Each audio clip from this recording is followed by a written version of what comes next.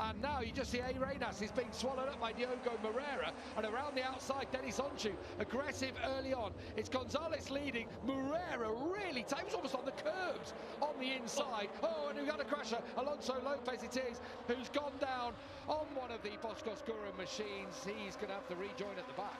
St. Aegis, he done well there in those first couple of corners. He's coming. He's straight looking to make a move immediately on Manuel Gonzalez. Diogo Moreira feisty into turn 2, but St. Aegis closed the door. Someone we haven't talked about who's had pace this weekend is Denis Onchu. He's actually sat the fastest laps of the weekend, quicker than pole he went. So just keep an eye on the number 53 right on the curbs on the outside. That's brave from the Turk, and he's going to get a little nudge on the inside. Albert Arenas doing exactly the right thing. But don't worry.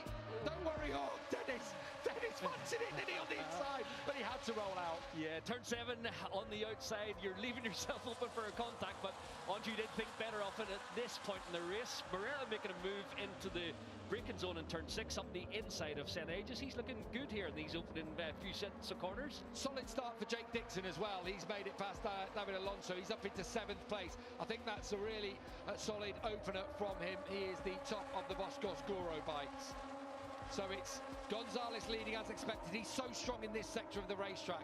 Moreira it is who is leading the charge behind him. It is good to see Arenas going to have to go a high line. He's riding so close to the rear tyre of Aegis. Someone else gone down Alonso. in there. David Alonso has slid out. Oh my gosh, first lap Moto 3 last year, that corner. First lap Moto 2 this year. Yeah, looks like a carbon copy of 1 year ago, in a very different position, mired in the pack a little bit. After having a solid weekend, that's disappointing for the young Colombian. Did you see Barry Baltas there in the final turn? Having another 2 for 1, he was up the inside of both Onchu and Albert Arenas. I think it was Daniel Gardo, just to jump in. I'm pretty sure it was Daniel Gardo. I've just seen the pink of Alonso's helmet further back down the order. So I'm pretty sure it was Daniel Gardo who's gone down. So thankfully, David Alonso, all the Colombian fans who just switched off, hopefully they'll come back to us now because he is still in this race. Sorry, Michael. Yeah, sorry, I called it wrong. I just seen what I thought was Alonso's helmet, but yeah, they do wear 2 different brands with Bell and Aero.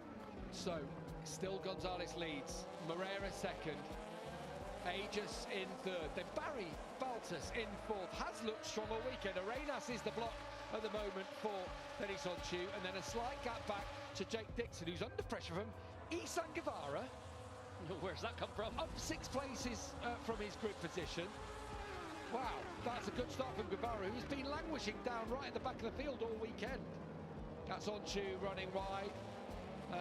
So that's 2 laps in a row where at turn 6 has cost him. Yeah, heavier fuel load at the moment just seems a little trickier for Onju to be as consistent. And he's lost a bit of ground, stuck it behind Albert Arenas. They've just lost touch with the top 4. Onju will come back for sure, but not as consistent as he's been throughout the weekend in terms of hitting those apexes. We heard from Aaron Canet in that interview before. He's down in 9th place, just behind Dixon, who has been passed by Isan Guevara, who becomes the top Boscoscuro bike on track. The fastest rider on the circuit is Barry Baltas. There he is, the number 7, the Belgian youngster, who's had a really solid start to the year. 4 finishes, 3 of them in the top 7.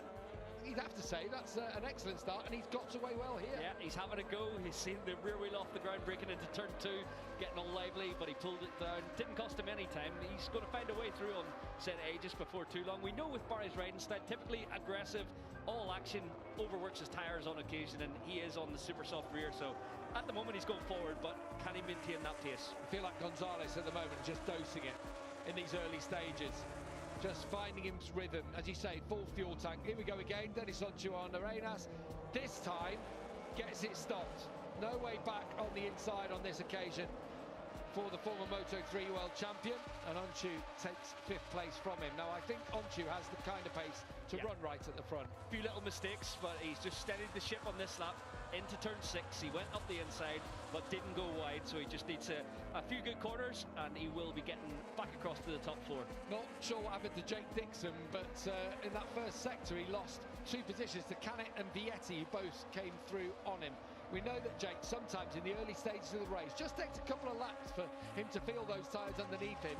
And if he just has to keep the rhythm going. Someone was sat up there, wasn't there, in the chasing pack, as Baltas attacks Aegis and runs him a bit deeper. Look, I thought we'd lost the front there as well, Baltas, but he got through.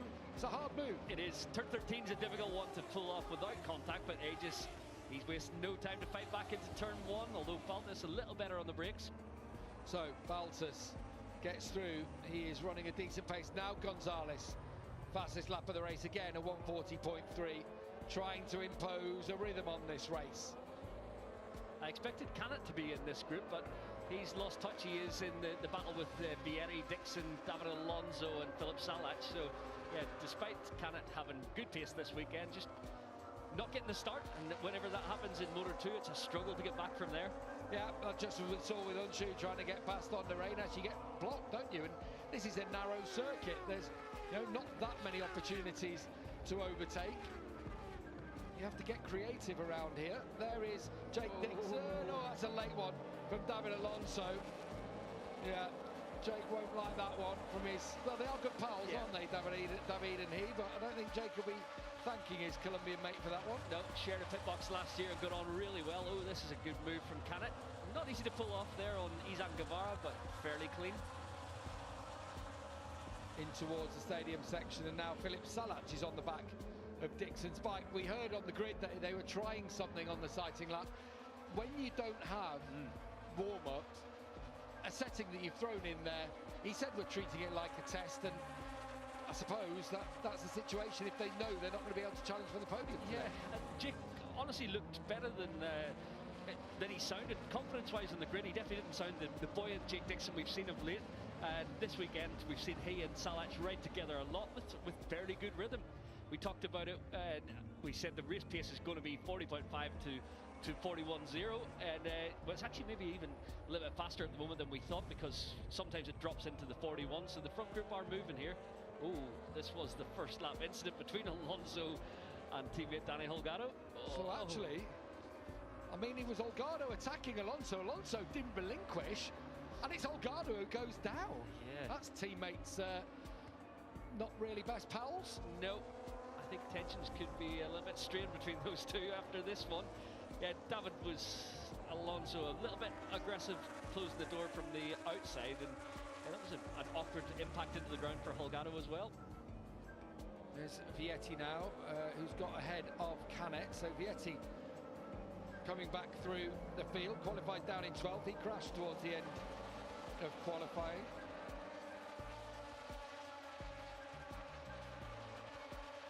At the front, Manuel Gonzalez. The problem is they haven't been able to show him a wheel, and I'm slightly ominously worried that they won't be able to. The gap is just going up a couple of hundredths here, a couple of hundredths there. Moreira's doing everything he can. He's always gone well around here, Diogo Moreira. There he is, the Brazilian. But unfortunately, hasn't got the pace to match Gonzalez. The people I thought were the pace, Baltus was one of them, Unshu another one. Yeah, Canet was another one. And obviously, Senna Aegis is the one I thought might be right up there. But what we have seen with Senna is letting the race come to you. Yeah, I didn't see the closest challenger in the early going in this race being Moreira, but he's up his game today. I think Senna he'll dose it out, manage it quite well. Guevara and Alonso have gone down, it looks like. Chloe Sanguevara and David Alonso. We've already seen Alonso in one scrap with his teammate. Now it looks like he and former Aspar rider himself, Guevara, have gone out at the final corner.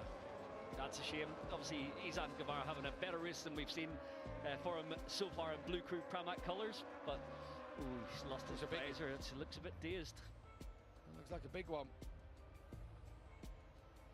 He's helped away by the medical staff. Let's have a look. It's Alonso on the inside. Wah. Face planted. This could be a big one for this Guevara as well. Oh, do you know what? Thankfully there, in one way for Guevara, it was a high side, but also not thrown completely miles up and over the top, was it? It's going to be sore because he'll land on the bike. Yeah. To be fair, Alonso's the one I'm worried about, the way he did collect the rear wheel with his face. Not good at all, but that's why he was dazed. And yeah, these helmets do their job, but that was a tough impact for him. Out front, Manuel Gonzalez opened the gap to Moreira to over 1 second. So Gonzalez starting to check out, looking for a second win of the season.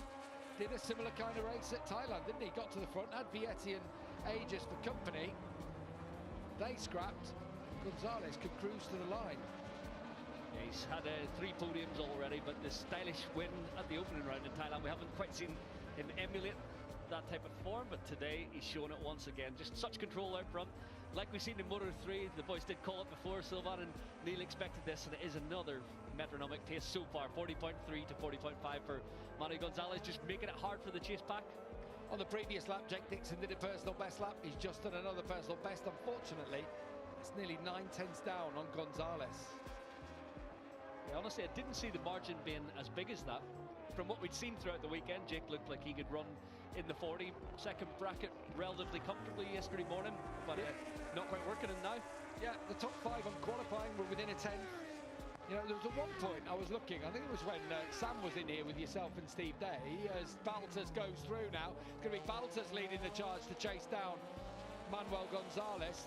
Revitalised Baltas this year, but there was a point, I was sat next to Sam and we looked at the screen and down to 19th there was 0.3, or it was less than 0.4, 0.393, covering 18 riders, and you think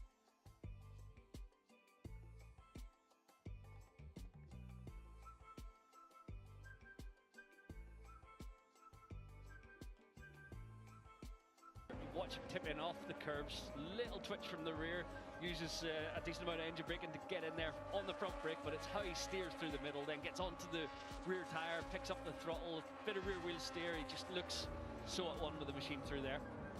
How will the SCX tyre, this super soft tyre that was originally planned as a qualifier effectively, or a raceable qualifier tyre, wasn't it, for World Superbike, but it's raced a lot now in World Supers, so how will that fare as the race goes on a greasy track like this? Yeah, with Pirelli, when the track gets a little bit hotter, as it has done today, up to 42 degrees, typically you want softer compound rubber, and it works a little better, holds its it will drop. You get 2-3 laps of really good performance, then it drops a bit and then holds its performance pretty much to the end. So the riders knew that it would have to be, I think you have to be considerate of it in the early laps, but it will go the distance as long as you don't abuse it too much.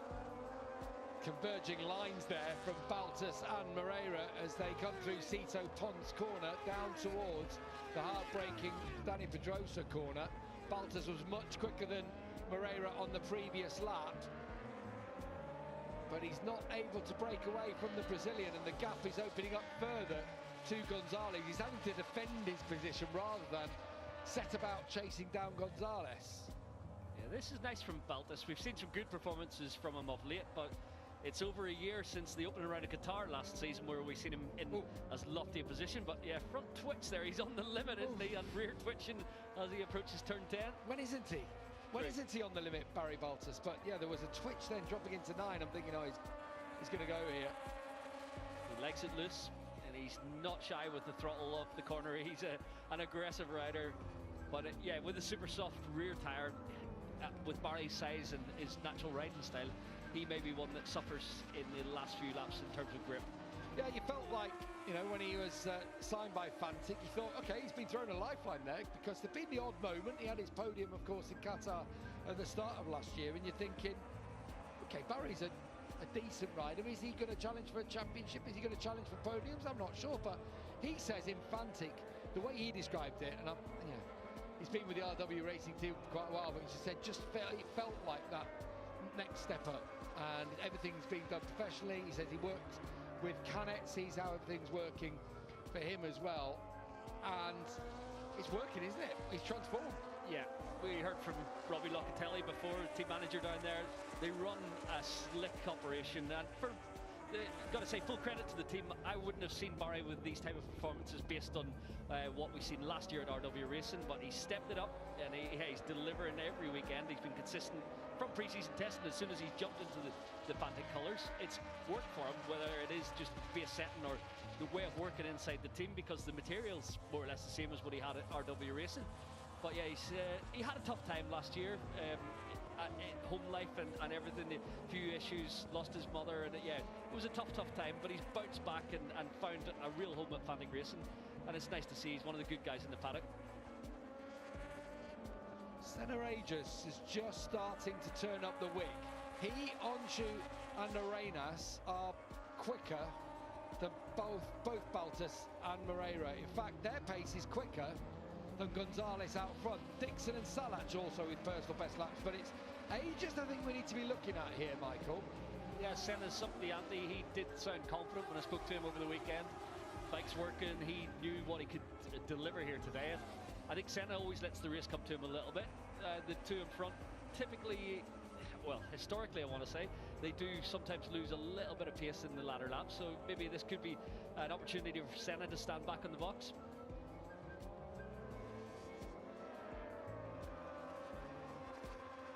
You see that previous lap, again Aegis, a couple of tenths quicker than Baltus and Moreira. Okay, Baltus that wider line, doesn't he, on entry in there. Moreira more classical kind of line through it. Finishes the corner off, gives Moreira no opportunity. Moreira's like a throw it in hard on the brakes, deep on the brakes. He's deep there, a lot loaded to the front tyre. Good at decelerating into the apex and steering a little with the rear on approach. But yeah, he's comfortable with the bike on the move.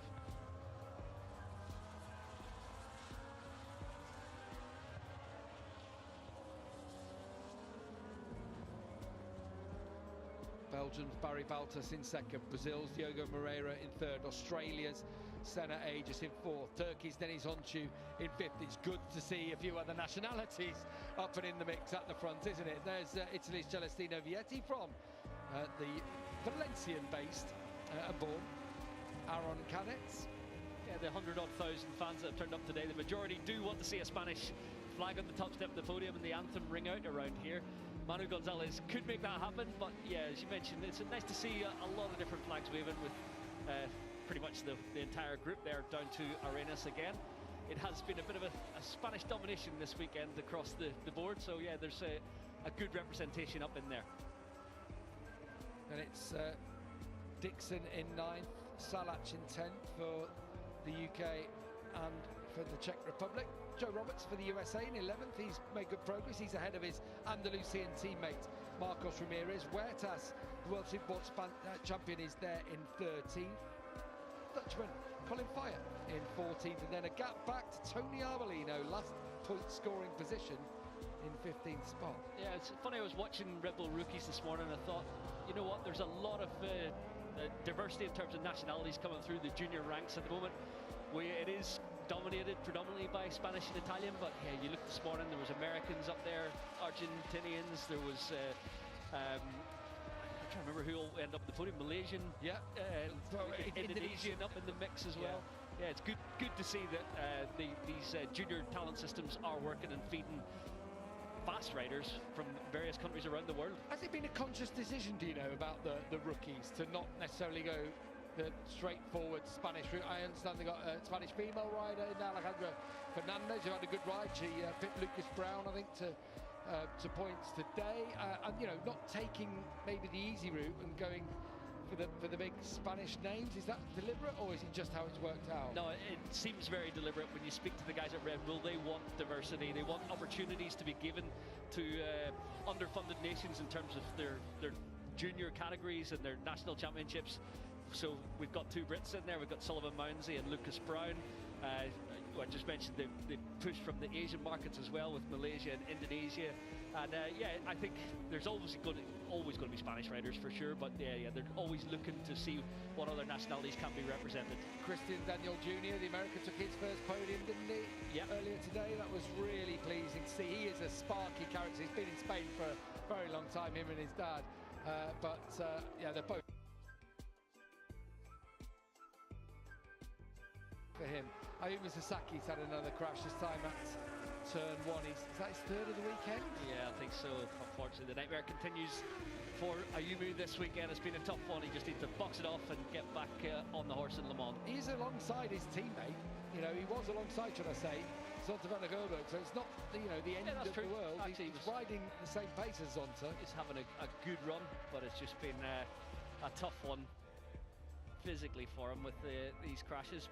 And mentally, the confidence does get sapped a little. Oh, a little twitch from Baltus from the rear tyre in the middle of the corner. So many already for Baltus, but it's like he quite likes it.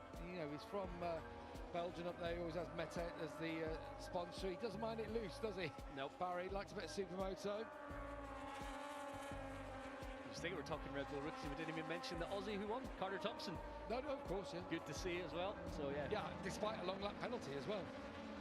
Ooh, that's tight between Vietti and Canet, battling for 7th, which seems strange, isn't it? Oh, that's onto the green paint for Vietti. That's that little wobble, and then on the green paint. So that's 1 to add to his list. Remember, you're allowed 3 track limits excursions. There's track limits at turns 5 and 13 you have to respect.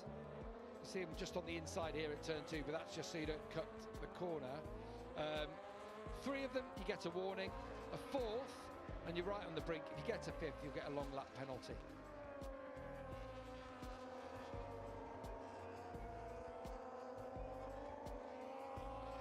Championship leader Aaron Canet.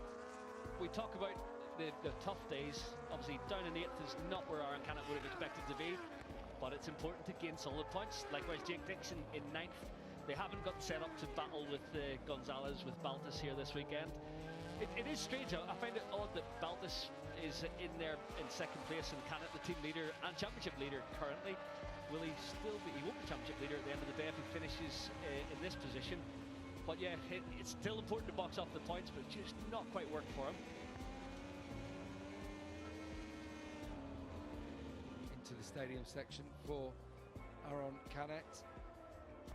Just perhaps losing touch with Vietti in front of him. It was a good ride from Vietti. He is the top Bosco-Skura bike in the running. Yeah, Vietti's always solid, isn't he? He's come forward throughout the weekend, improved session on session, and had a little tip off, but yeah, solid race for him here.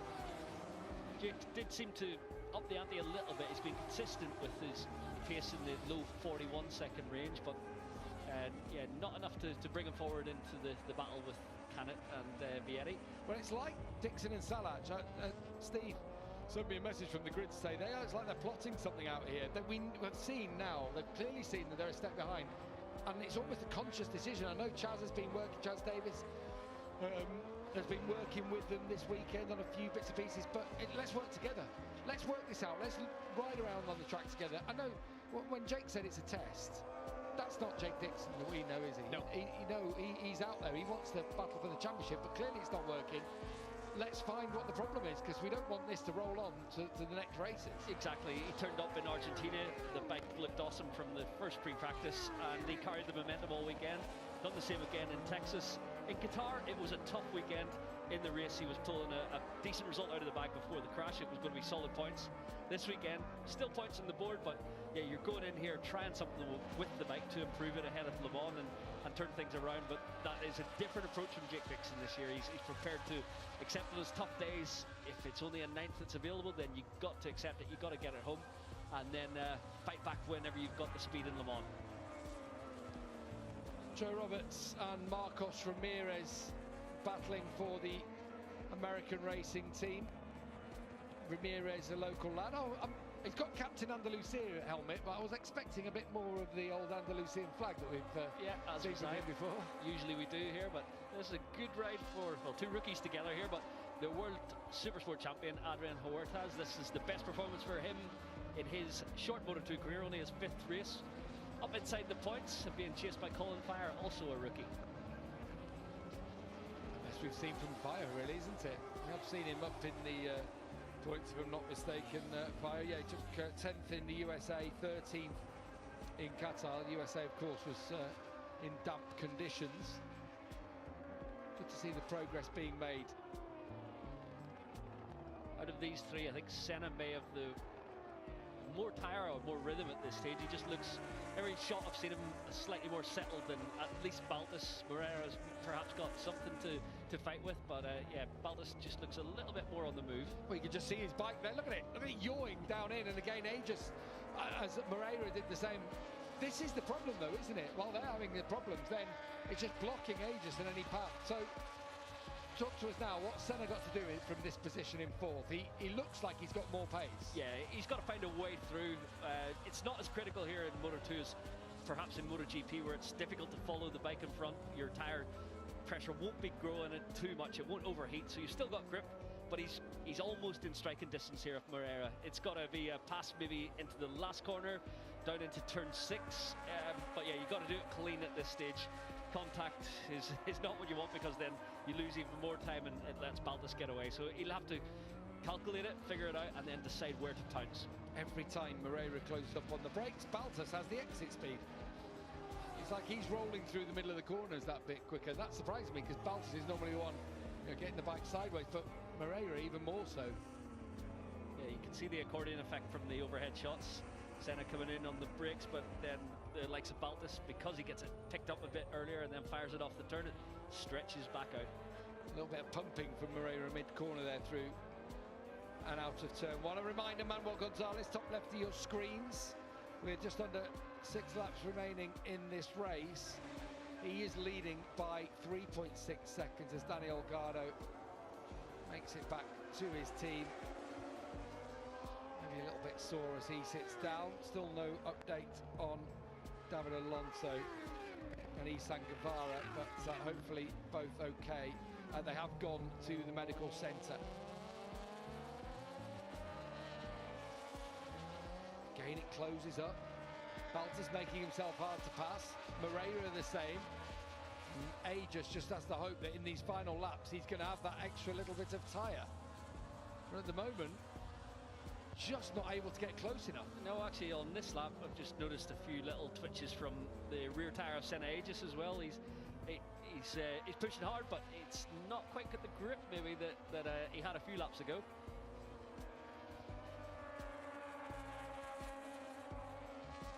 Senna, of course, rode in the European Moto 2 series, which is based here in Spain, but he said, when I saw him on his weekend, he doesn't have the depth of knowledge of Jerez. He didn't come through the Moto 3 system in quite the same way. You know, he stepped into Moto 2, so he's not one of these who have born and grown up on this. Like, even though Manuel Gonzalez went the World Super bike route, World Super Sport route originally, will have come through the Spanish system and been here. Yeah, true. In his younger years, Manuel Gonzalez would have been riding in parallel with a lot of his peers, whereas yeah, I think Senna, he's moved to Andorra, spent a lot of time in the junior ranks over the last few years, but not quite as intimately, well, in terms of the number of laps these riders would have put in at Jerez over the years. He's faster around this place though, but yeah, not quite as well versed. Well, let's have a ride on board with Manuel Gonzalez. Let's have a listen to him as he goes down to Dani Pedrosa corner.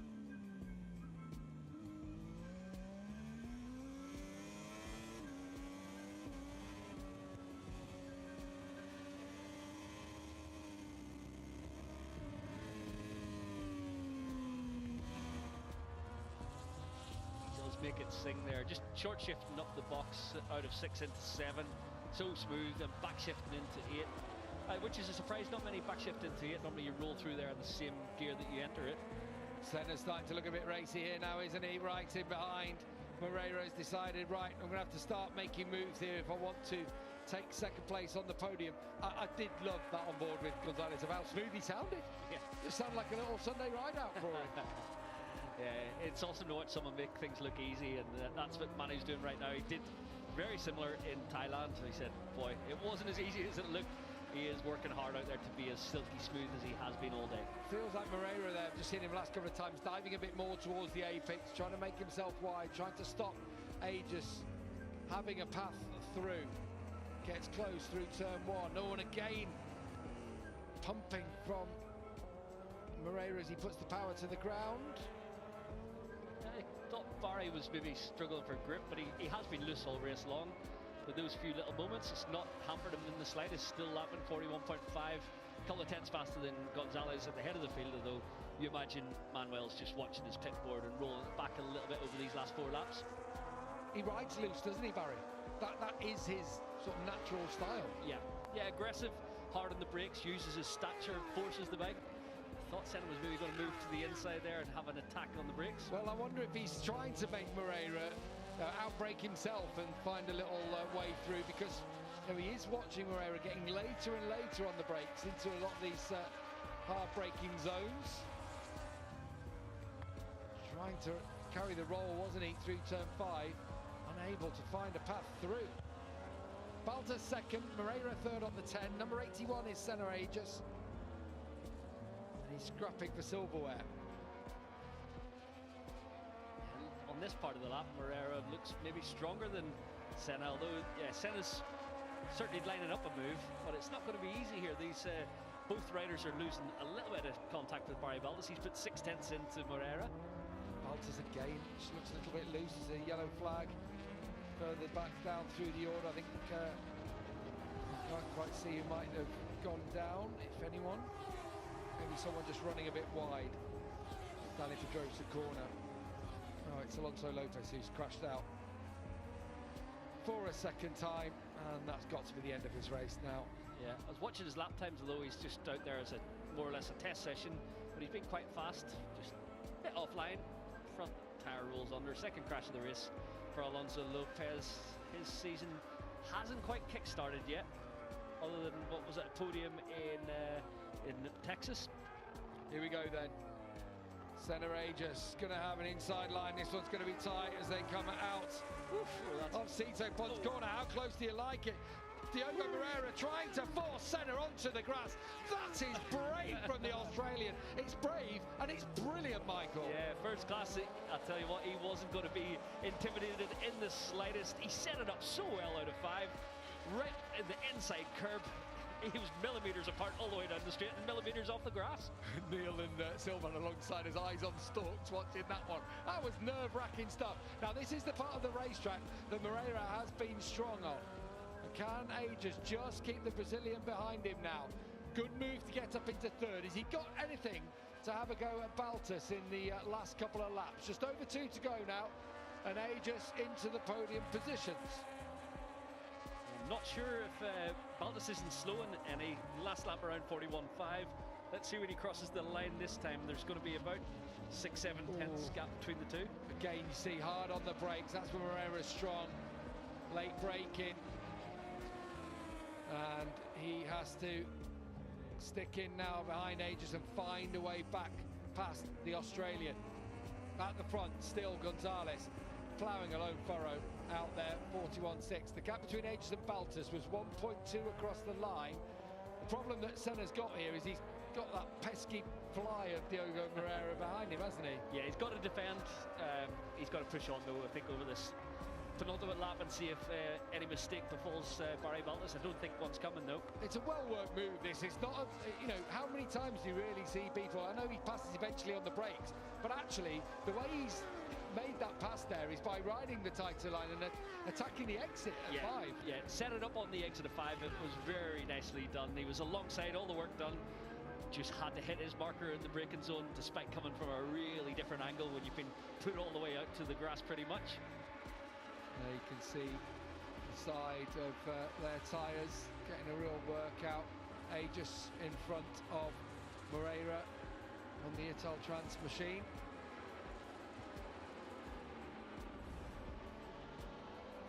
Oh, a twitch from Aegis as he went into the stadium. Hangs on, and again another twitch out high up on the curbs. Is the way back for Moreira. Final corner. That's surely where Moreira will fancy it now, and he's carrying the speed, isn't he? He's surely going to have a go, the Brazilian. Yeah, whether it's he is going through. I thought you might leave it for the last lap. Oh, it's a proper block past Park, isn't it? In the middle of the corner. And now watch Senna. Oh, I thought he was going to edge him to the edge of the racetrack there. He does stay in there. He does well, actually, to even stay in it, Senna Aegis, but he just knew it was coming. Yeah, mild-mannered Senna. Then he's on to back at Albert Arenas, does the same kind of thing, proper block passes. Moreira was attacking in turn 2, just in front. Moreira had attack, but I think he had to give up position because on the switchback, it was the inside line for Senna Aegis. There's been a good last few laps from Baltus. Obviously, he knew the threat was there, but he's up the ante and he's got a comfortable margin, almost 2 seconds now over Aegis. But this battle on the last lap for the final step of the podium, it's going to go all the way to the final turn. Well, that will be Barry Baltus' first podium since he took the podium in Qatar in the opening round of last year, but it comes off the back of 6th in Qatar, 7th in the USA, 6th in Thailand. Definitely things are looking up for the Belgian. It seems as though Aegis has finally been able to break Moreira. He probably won't know that Moreira has got a little bit of a gap in front of him to close him down, but there's no doubt about the dominant force today and he even lifts his leg to celebrate with the crowd. Yeah, a little signal to his fans out there in the grandstands. I was actually out there this morning. Marcos Ramirez was out running around the service road, and the fans are going nuts for him. They support all the Spanish riders, but Manuel taking the victory here in style in front of the home crowd. This will go down well. He's a really good character is Manuel Gonzalez. Very straight, very neutral, isn't he? He's got this kind of aura about him of confidence and professionalism, and it has taken him to take victory for the second time this year and reclaim the lead in the World Championship. If it all stays the same behind him. Barry Valtes back on the podium for the first time in over a year. Senna Aegis takes the podium for the second time this season, another third for him. Diogo Moreira is fourth, Onju is fifth, Arenas sixth, and it's Vietti, Canet, Jake Dixon took ninth in the end ahead of Philip Salat rounding out the top 10. Joe Roberts takes 11th place from Ramirez, Huertas, Colin Fire and Tony Arbolino rounds out the point scoring positions. But a great day again for the Intact GP team. Yeah, another double podium for their duo. And yeah, good performance from Aegis, but unreal performance from Manuel Gonzalez. We expected he had the pace to do this, but yeah, that was another dominant display. More Spanish success here in Jerez. Manuel Gonzalez dominates to take victory in Moto 2. We'll have all the celebrations and the reactions when we come back from the break.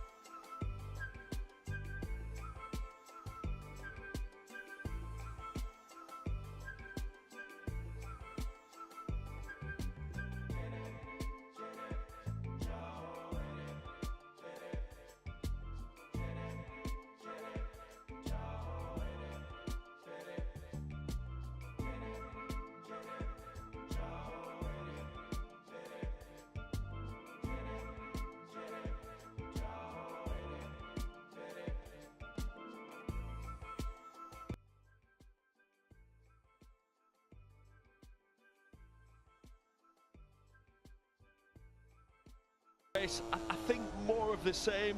I mean, being totally honest, putting cards on the table, I think everyone will be thinking this. You sort of wanted Mark not to get a good start, to make more of a race of it. That's what his rivals need. You've been in those team meetings, though, with your crew chief, like Fabio Quartararo and Pecco Bagnaia would have been. Tactically, how would you go about it? You've seen this year, it's taken him 2, 3, 4 laps to find his rhythm. Yes, he has pace at the end of the race. And surely that then becomes the discussion if Pecco Bagnaia wants to repeat victory here for the 4th year in a row. And let's not forget, he got one over on Mark here last year. Yeah, absolutely. Pecco loves this track. He's not been getting off the line. Pecco said, if I can lead the race, I know I've got the pace. I just find it hard when I'm behind riders. So if you were Pecco's crew chief, you would have been really trying to fire him up. And also on the electronic side of things, you'd have made sure that you get the most out of that bike off the line.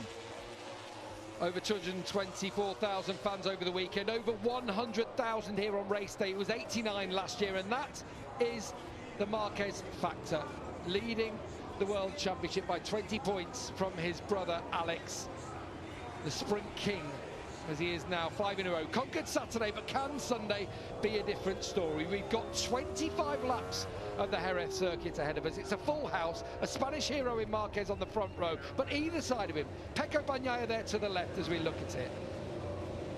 Alex Marquez behind him as he tries, he's struggling to get his front ride device down. He's done. And then, of course, crucially on pole, a fired up Fabio, breathing down his neck. It may seem a foregone conclusion after yesterday, but one mistake could change everything. We are ready to go. It's the Grand Prix of Spain, the highlight of the motorsport calendar here in Spain. It's ready to rock this huge crowd, and as the lights go out, we are on the way. And it's not a great start from Marc Marquez. It's an excellent start from Alex, from Pecco, and from Fabio Quartararo. And Marc comes back on the inside of his brother up to turn 1. He goes into 3rd. Bagnaia's going to attack Quartararo, is he? Into 2.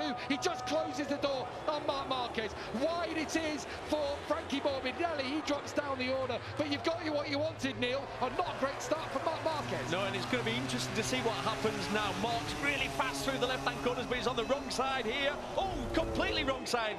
Is he going to sweep back and cut back underneath Pecco Bagnaia? He was wide, he was forced wide actually by Bagnaia, doing the right thing. But what it means is out front, Fabio Quartararo is leading the Spanish Grand Prix. And look at this, almost no chance for Quartararo. Bagnaia, Alex Marquez threads the needle somehow, and he stays on board and even manages to hold on to 5th, no, 4th. How does he do that? Well, I don't know how he did that, but he was lucky not to hit anyone then. He was coming into a dead end into turn 6. Marquez through. In Aspar corner, turn 8, just where he went through. If you remember last year in their battles, Bagnaia.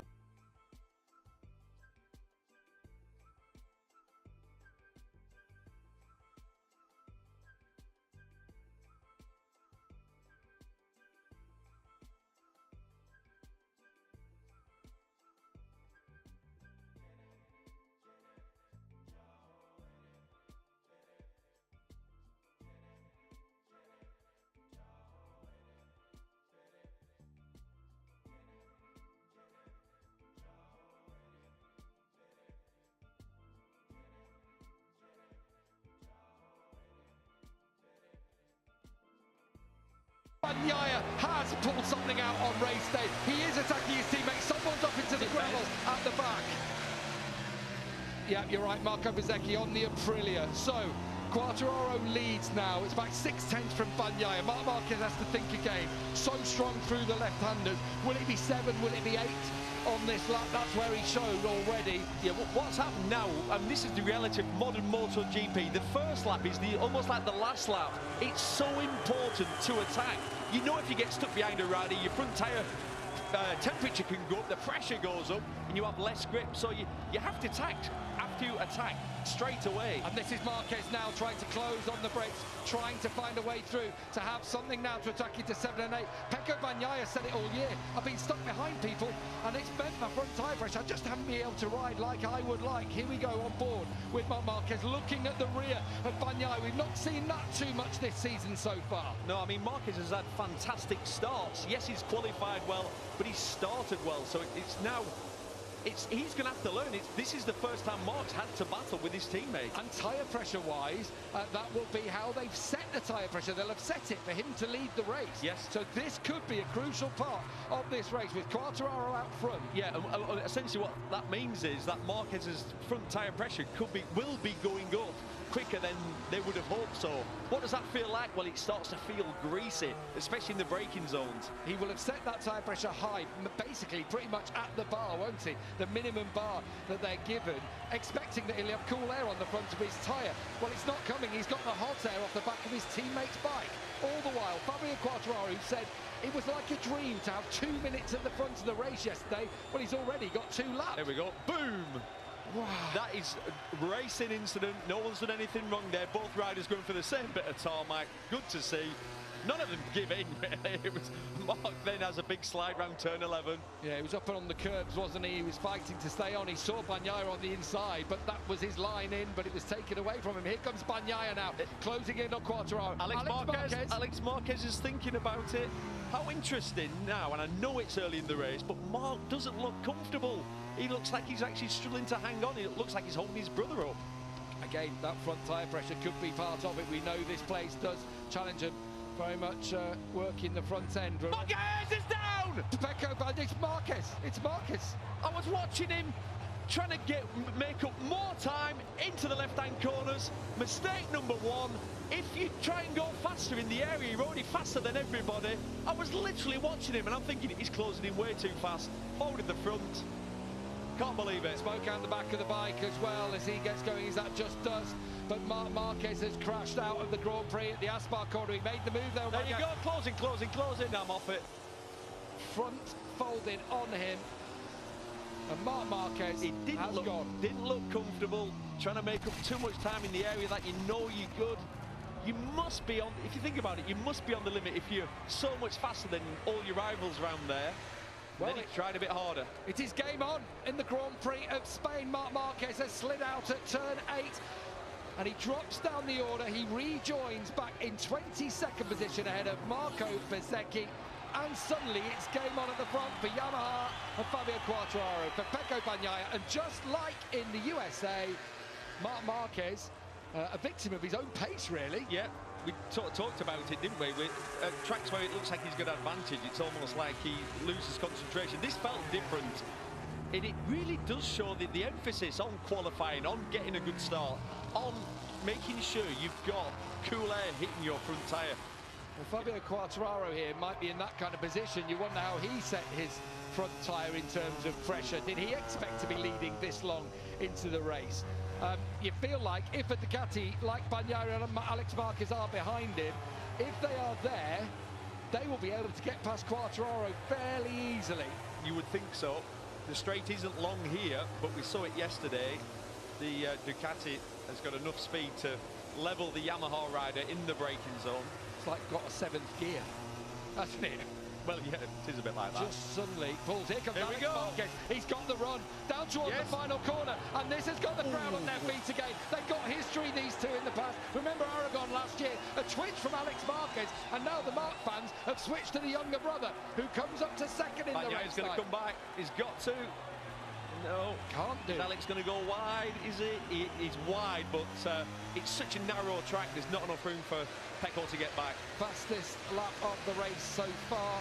New race lap record for Alex Marquez on that one. Starting to Moto. Is this the moment where Alex Marquez finally breaks that winning duck? Remember, there's still Fabio Quartararo on the Yamaha out front. Unbelievable, isn't it? He wants this battling happening behind him. Yeah. And if it, I mean, look at the championship there in the bottom corner. If it finishes like this, you've got level at the top. Marquez brothers. My 2 penneth, it's not going to finish like this. No. With Alex Marquez and Pecco Bagnaia there. Look at Alex Marquez, how much that bike was protesting as he dropped it down into Dani Pedrosa corner. How good is Fabio Quartararo? How good is this to see? I mean, we've seen such dominance from Ducati. Fermin Aldeguer's up in 4th. Yeah, Rookie up there in 4th place and running a decent pace here now. Yeah, into the stadium they go. Quartararo from Alex Marquez, from Pecco Bagnaia, and then Fermin Aldeguer in 4th ahead of Maverick Vinales. Yeah, Aldeguer's only a second behind Bagnaia. after 5 laps. Not bad, that, is it? In his 5th race. So, as Quartararo rounds turn 12, up to the final corner now, Alex Marquez has eaten up a lot of ground on Quartararo on this lap after he got through. He turns the bike, picks it up quickly compared to Quartararo, who's having to finish off, round off the corner with his speed. You're so right. It's the difference between the Yamaha and a Ducati. Fabio taking the swooping lines where you've got the Ducati rider of Alex Marquez behind, making more of a V, slower in the middle of the corner, trying to stand the bike up and fire it out, use the power of that V4 engine. So if we're thinking now about turn 6, where does Quartararo have to ride? What does Quartararo have to do to keep Alex Marquez at bay here? He will come out, we're into turn 5, right? This is the important part of the track for Quartararo. As he comes out of turn 5, watch him, he'll sweep right over to the right-hand side of the track. Watch, there he goes, right over. I thought he'd got even further, to be honest, slightly closer to the white line. The problem is if you do, then it makes the braking zone a little bit more difficult because you're coming in at quite an acute angle. And he's doing that, from in out there. And he was, the quickest of the front riders on that last lap, and he has also crashed. In doing so, trying to make Alex Marquez basically go a longer way around him. Here comes Marquez again. Alex, of course, behind Quartararo. The crowd on their feet. Fabio's a popular rider here, I will say. He's popular worldwide, isn't he? Well, he speaks fluent Spanish. He grew up here. He's called El Diablo because of his exploits in the junior championships where we saw Roberto Locatelli because he used to run his helmet, didn't he? And someone said it looked like the devil, El Diablo. And that's where he got his nickname when he was a kid, winning the Junior World Championship twice. Do you know, I've said this before, but what's so good about Fabio, he won the World Championship when he was, what was he, 22? He was young, 22, 23. And he did not change one bit from the young 15-year-old that came into this paddock. He was nice and polite and easy, approachable, could interview him anytime. Worked his way up to be MotoGP world champion, and honestly, he did not change at all. Always had time for you, stop, joke, laugh. Real likeable character. Yeah, still does, doesn't he? And even Marquez said yesterday, we need Fabio up there in MotoGP, and he's super talented. This is Marc Marquez's words. Super talented. He's a super guy, and we need it for Yamaha as well. Marc knows. Marc knows this is what we need. If you're just joined us, Marc Marquez crashed out after 3 laps of this Grand Prix. He has rejoined at the back. Oh, Alex has been sucked in there, but he's managed to get it stopped. If you want to vote for your rider of the race, use the QR code that's on the screen. That's a new initiative Dorna have put out there, trying to get the fans involved. I'll take you through to the MotoGP website to help decide it. Who would you pick at the moment? Because it's a no-brainer, still a long way to go. It's a no-brainer for me at the moment. Pecco Bagnaia, as soon as Alex Marquez has got past him, is giving himself a little bit of breathing room almost, as if to just give his front tyre a little bit of air. Would make sense. He'll have a strategy to such a long race. We've seen over the years people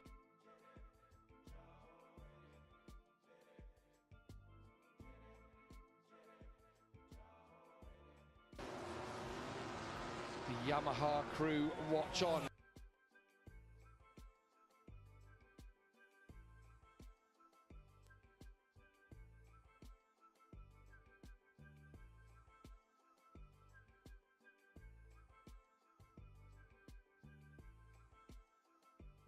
Yamaha have been in the doldrums, haven't they? It's been a long, long time. It's been a long 3 years, hasn't it? The last 3 years, there've been some dark times. But they've invested. They've obviously they're working on a V4 engine. That's common knowledge. They tested it last week at Valencia, I believe.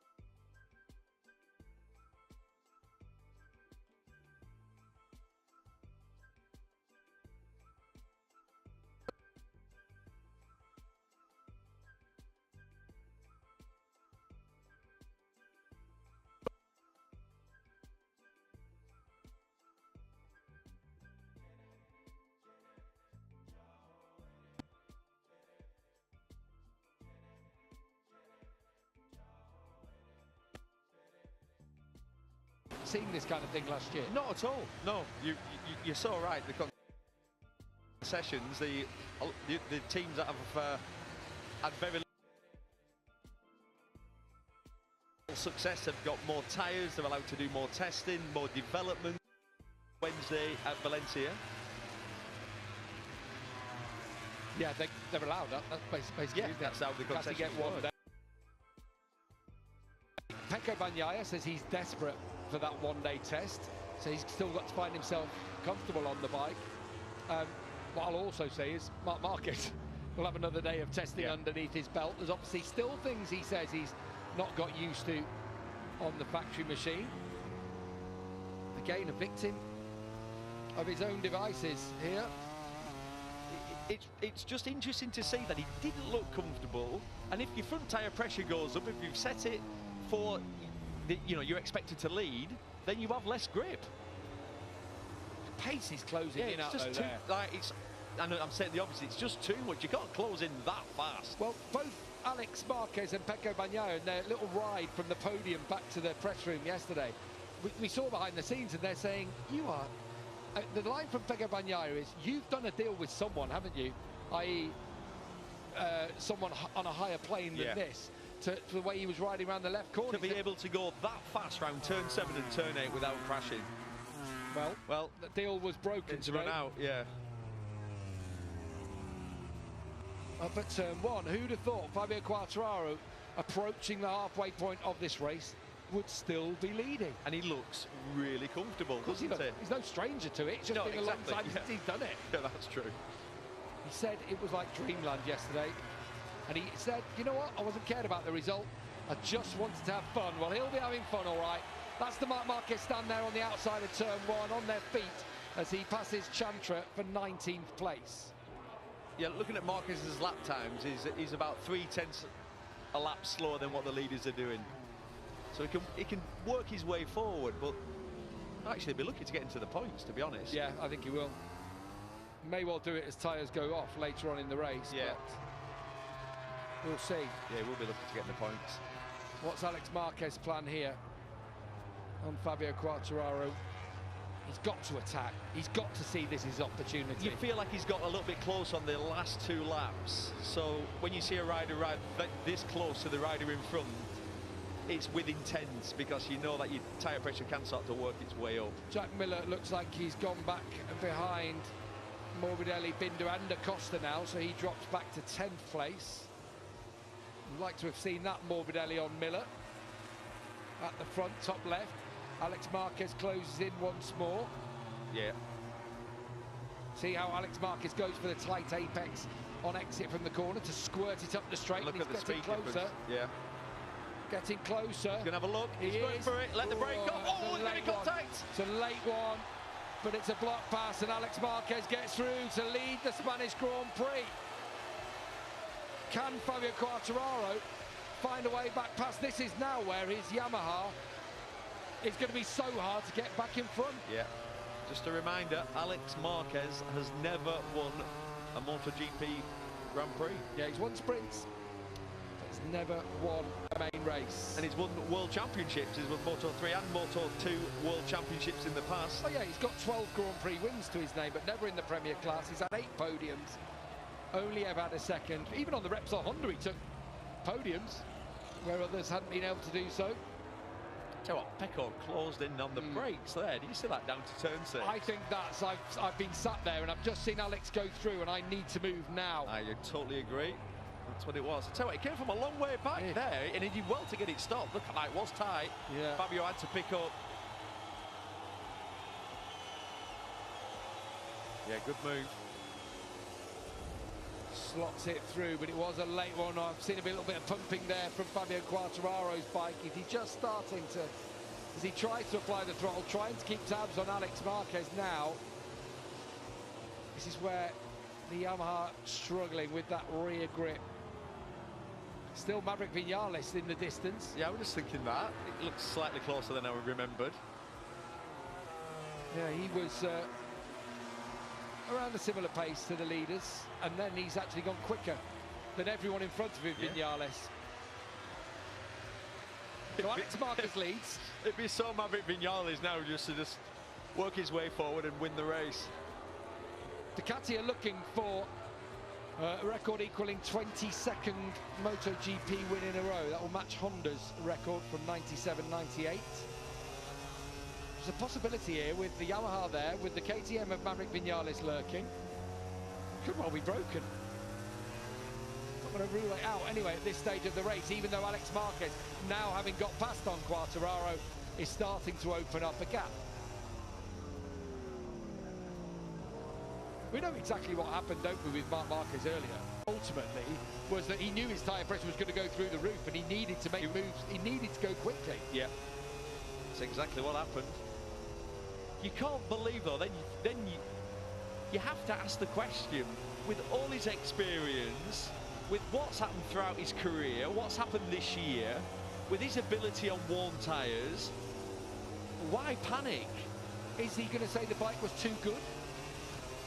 Well, it's an excuse we heard this weekend from his brother in one of the practice sessions.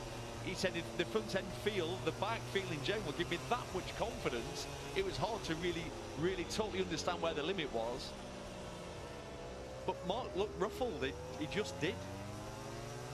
Let's have a look from on board with Bagnaia here. Up the home straight, this is where Alex Marquez got through. So you only get up to 5th from 2nd in that final corner.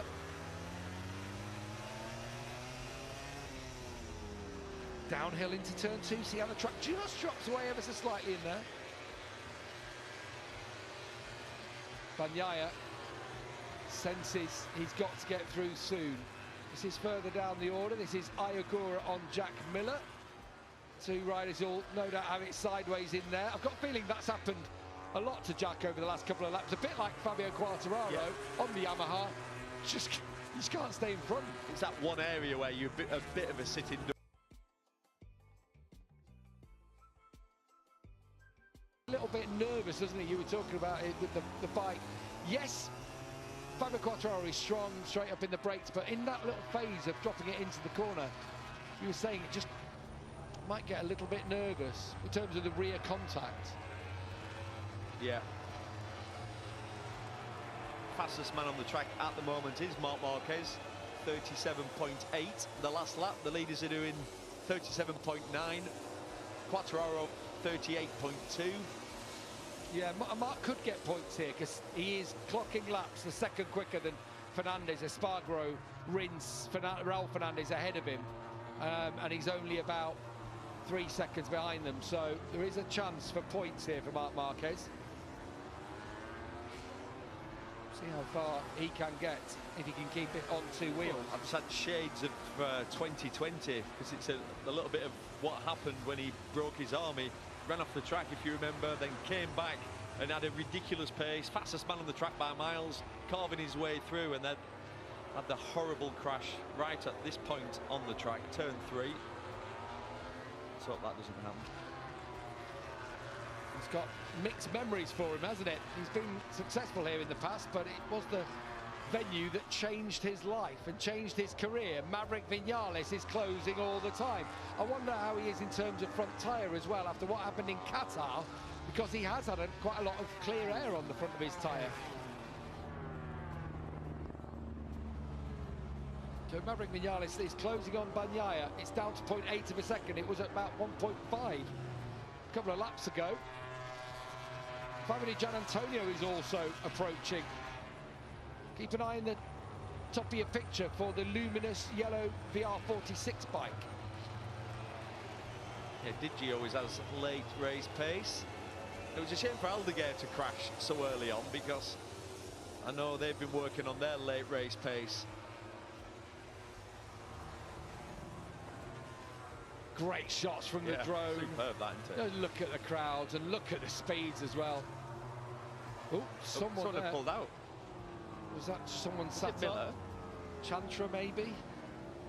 Oh, so yeah, someone had gone. It is Miller. You're right. You're absolutely right. There is Marquez, has made up the ground. It's Miller. Look, he's got a problem with his bike. So more frustration. It's been a bad weekend all round for Jack. felt he had a lot more to offer, didn't he? And it just hasn't gone to plan. No, it hasn't gone to plan, but he's had some decent pace in some of the sessions, been well inside the top 10. He has been the second Yamaha, hasn't he, much of the time. Of course, if you didn't see, huge crash for Alex Rins yesterday. He's got a hairline fracture in his hand-wrist area, so the fact that Rins is even out there is remarkable. So did Frankie Morbidelli, didn't he? He said his neck's a bit stiff. Horrible crashes. Losing the front at well over 100 miles an hour, straight into the airbags. Well, Brad Binder looking up here. He's got Joan Mir just in front of him. Morbidelli's just got through on the Honda man. It goes wide. Oh, now, Mir goes.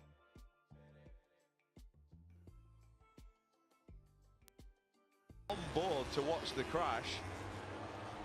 Mir was backing it in lovely. It's just when it came back into line, it overloaded the front, backing in, back in line. Well, yeah, bit of target fixation, perhaps. Yeah, as well. you get sort of sucked in towards the corner. You get into the braking zone and brake at the same point as the rider you're battling with, and he goes wide, you go wide. That's very common. So Alex Marquez now has a 1.5 second lead at the front. Pecco Bagnaya's challenge has not materialised. I feel like we're going to be hearing more about Bagnaia when I'm riding in behind someone.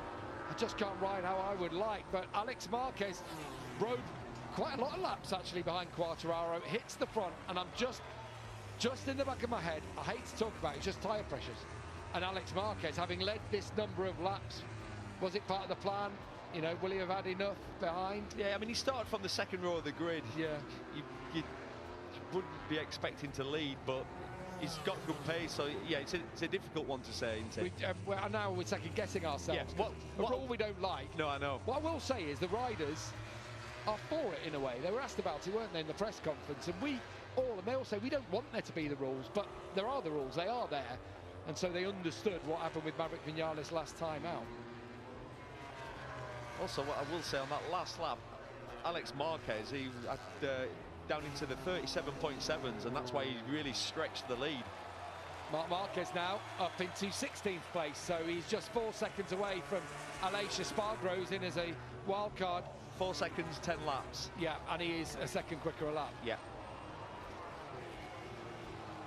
There's every chance he could pick up, you know, 3 or 4.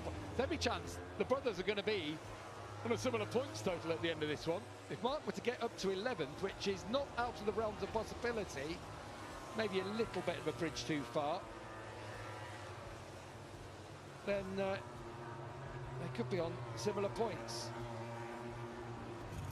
Oh, someone else gone down. Just heard it in our headset. Someone else has crashed out of the race.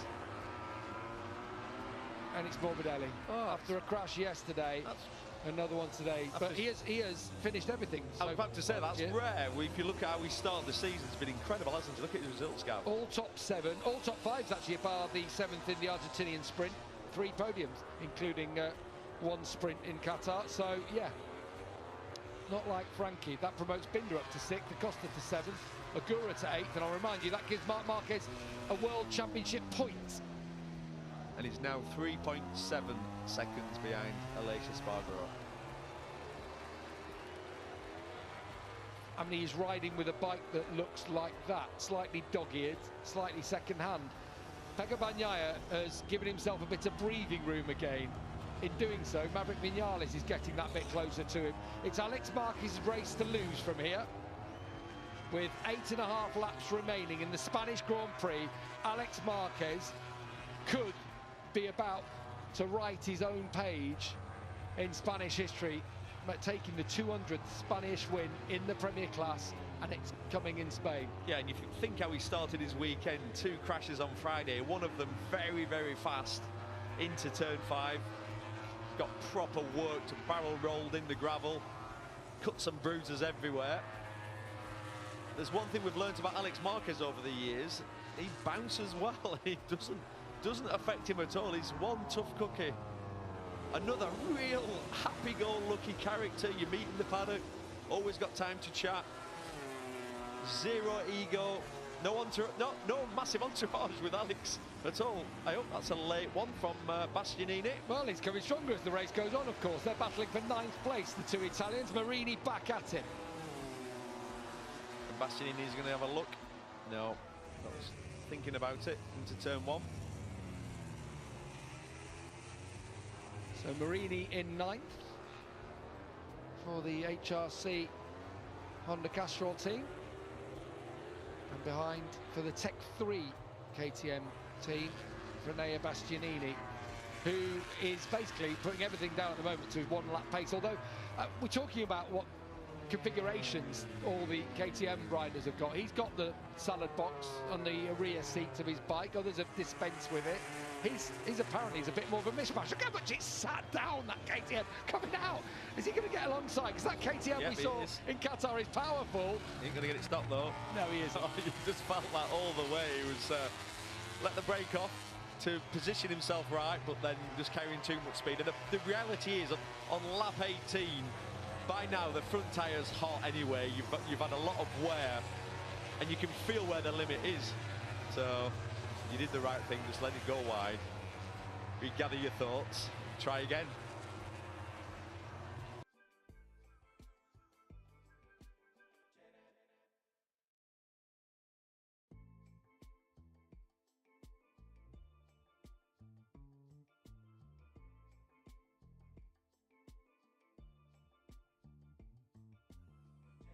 Marquez and Quartararo at 2.2 seconds, but in Quartararo's head, the Jaws music will be starting to play because Bagnaia was a 10th and a half quicker than him on that last lap. Still, Alex Marquez in the 137.8 bracket. It was 137.7 a lap ago. Only person quicker than him, Mark, down in 15th. And Marc Marquez has just set his personal best lap of the race. Actually, not too far off the existing race lap record, which we know has been beaten by this man in the race, but still, with that bike as damaged as it is, and Mark's just set personal best lap. Which sort of underlines what I said earlier about him panicking early. Of course he wanted track position, of course he wanted to lead the race with regards to front tyre pressures and all that lot, but when you look at his pace now, I mean, he's half a second a lap faster than pretty much everybody with a damaged bike. And that is one of his skills. He's really good on worn tyres, that's what we know. But I want to talk about Fabio Quartararo though, and what he's still doing. It's easy to forget his role, what he's played in this race. I didn't expect him to be this fast for this long, even though he's been fast all weekend. And Pace has been there. His pace has been there. I thought he'd have ended up in a position where he got his pocket picked on too many occasions because of the lack of top speed down the straight. But thankfully, it's been very good through turn 5. And it looks like Yamaha have improved that package ever so slightly in that area for the main race. Last podium came in Indonesia. Remember that crazy race back in 2023 for Fabio Quartararo? That was when all sorts was going on back then. Sorry, India, my apologies, India. Remember the first visit we had there in the ridiculously hot conditions.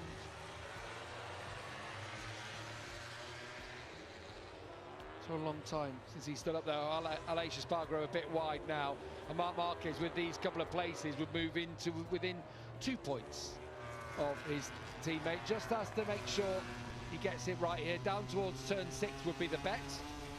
This is far.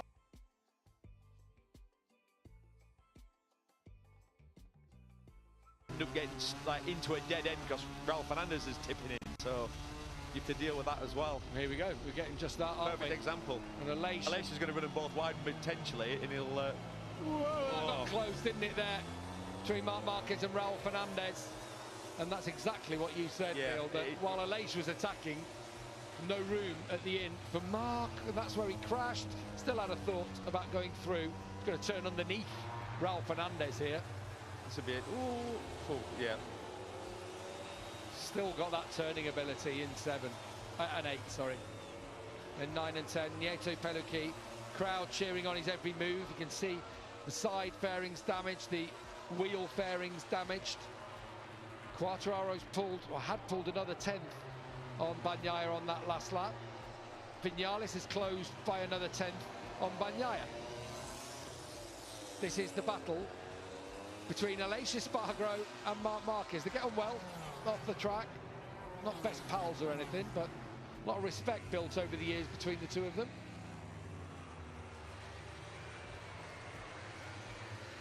There's Carlos Alcaraz, Spanish hero, pulled out of the Madrid Open, of course. We went to the Copa del Rey final.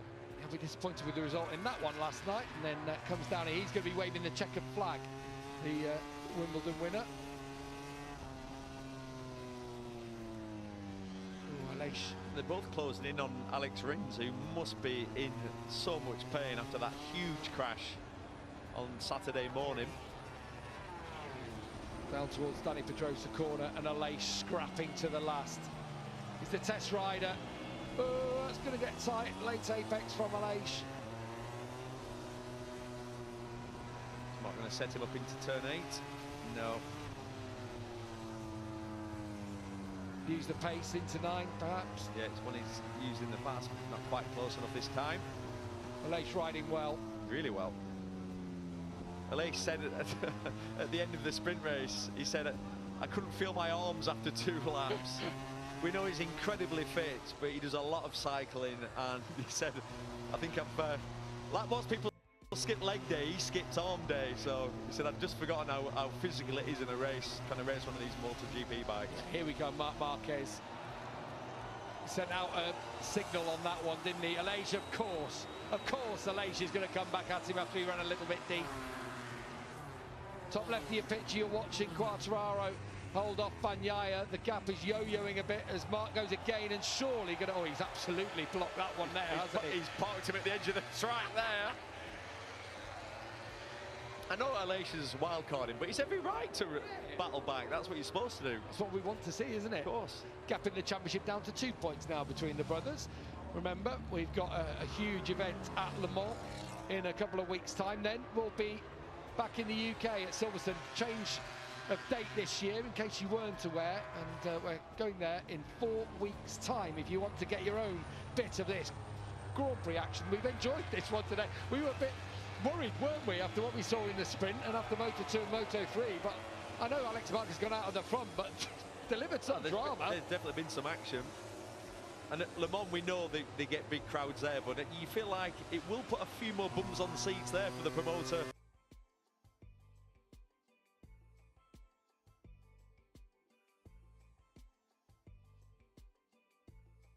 There's Fabio Quartararo and Johan Zarco as well, to give him credit for his, of course, double Moto 2 championship wins.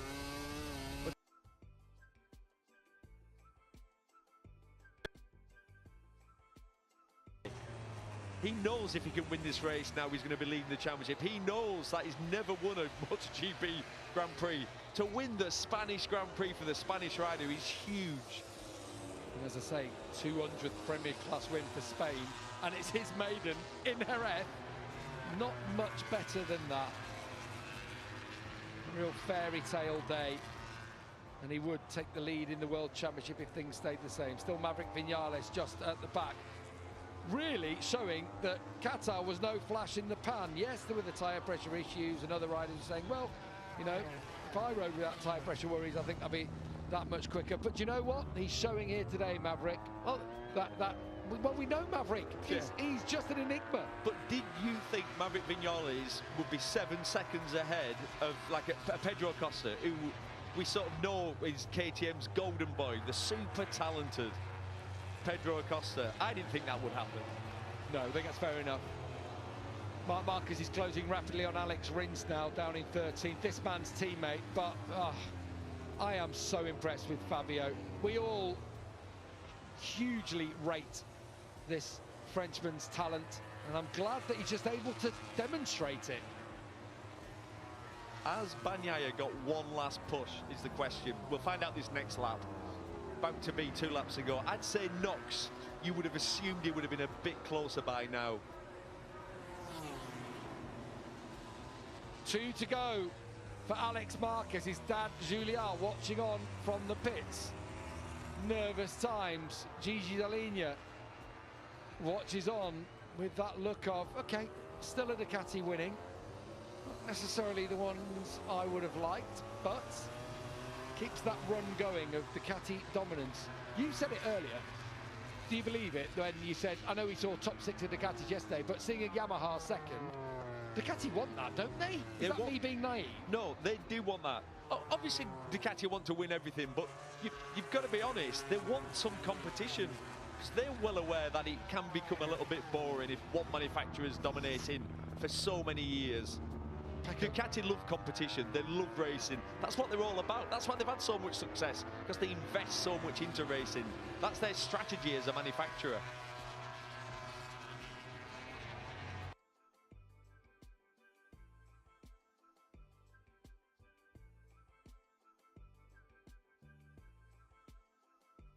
Quartararo has been today. If you had to pick a rider of the day, it's not an easy one, is it? Alex Marquez about to take his maiden win. It's down to .3. Fabio Quartararo fighting hard. He's going to have a go, I reckon. Yeah, of course he is. Of course he is. So, where is it? Turn 1, turn 6, turn 13? I'd say turn 13, because it's going to be too far away to have a go at turn 6. So, in a lap's time, you're saying when we get to the last lap of this race, Bagnaia is going to break Quartararo's heart with a braking manoeuvre. Right, last lap. We've had drama here in Jerez. Marc Marquez has crashed out. It's his brother Alex who's picked up the pieces. Could it be a first MotoGP win for him?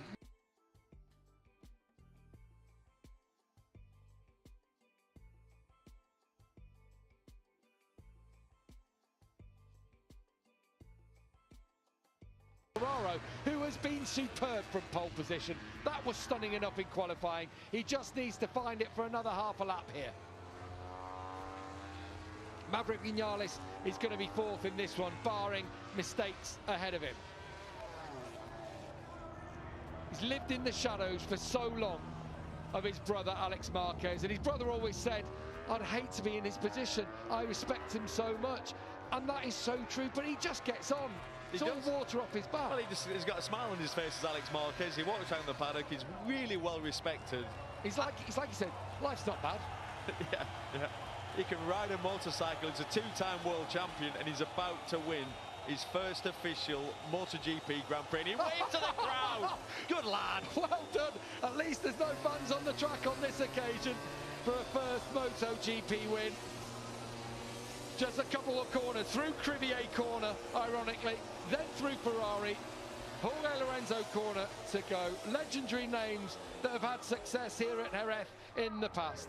Alex Marquez, on a day when his brother has fallen, it's Alex's turn to rise to glory with his first ever MotoGP win, and he does it at home in Spain. Fabio Quartararo, simply sublime to take 2nd place for Yamaha. Pecco Bagnaia takes 3rd. Marc Marquez has got Alex Rins.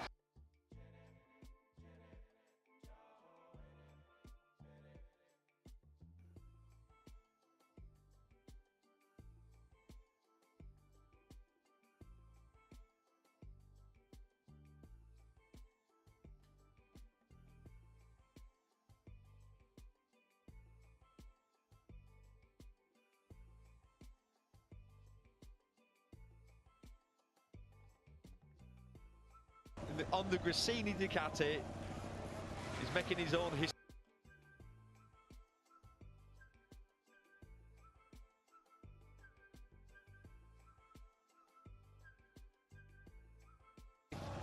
I will remind you, he's been a world champion in Moto 2. He's been a world champion in Moto 3. He leads the World Championship in MotoGP. For the second time, that's true. But has taken, crucially, his maiden win. And Mum Rosaire, well, she was in tears at the start of the year, wasn't she? We didn't see her on that occasion. But Rosaire down there in floods. And who can blame her? Let's not forget.